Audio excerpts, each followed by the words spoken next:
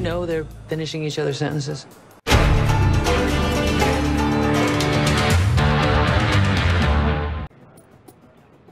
You take our murder, we'll take yours. Could it be that easy? You take mine, I'll take yours. What are you getting at, Caskett? Strangers on a Train. A Hitchcock movie. I'm partial to the novel by Patricia Highsmith, but yes, we have two strong suspects, but with airtight alibis, right? Right. We know they're connected. What if the connection is the killers? Jason and Eric committed each other's murders. And made sure they had an airtight alibi for the murder they knew they'd be suspected of. It's not our victims who are connected. It's our murderers. Crisscross. This looks just like The Arctic brochure Fletcher handed out. You said Sue made this? Yes, she's a graphic artist. How long has Sue known Elise? Oh, I don't know. A year, maybe? Sue is Fletcher's partner. It's the undercover lover con. Sue is the scout. She gets close to Elise first, learns everything there is to know, paving the way for Fletcher. Who comes in with a playbook of all of Elise's hopes and dreams, and voila, it's love at first sight. No. Something doesn't quite track. Why would they fake Fletcher's death in such a public way? They had to know the police were going to get involved, exposing their con to a lot of dangerous scrutiny. Unless Fletcher really is dead. If her dad is right and Fletcher really fell in love with Elise... And was going to give up his con man ways. Then Sue stood to lose a fortune by not finishing the con. And if Fletcher married Elise, then Sue had no chance of pulling off the con on her own. So Sue takes matters into her own hands. She kills Fletcher, shooting him in the face, making sure positive ID is impossible. Bingo. But what about the phone call from Stephen? Well, she must have faked it somehow. Why? Because the con is still on.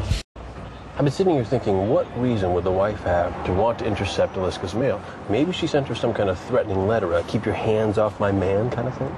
She gets impatient, she confronts her, and then Eliska's dead. Meanwhile, the letter is still en route. So, Talbot's afraid it'll connect them. The irony is it never would have connected them. We don't go through a victim's mail unless there's probable cause and a warrant first. Thank you. For what? For using irony correctly. Ever since that Alanis Morissette song, people use it when they actually mean coincidence. It drives me nuts. Yeah, well, it must be your great grammatical influence over me. I may be going, but I'm leaving something of myself behind.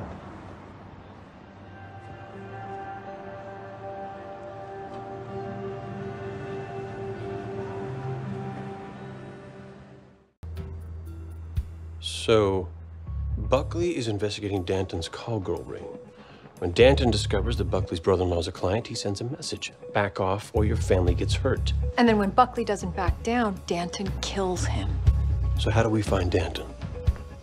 We talked to one of the call girls.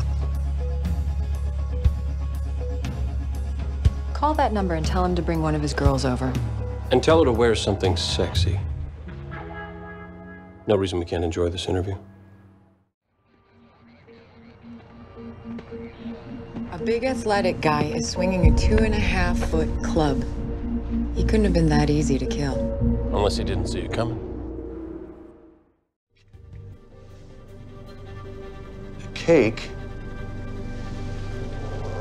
with a heart-shaped mold on it.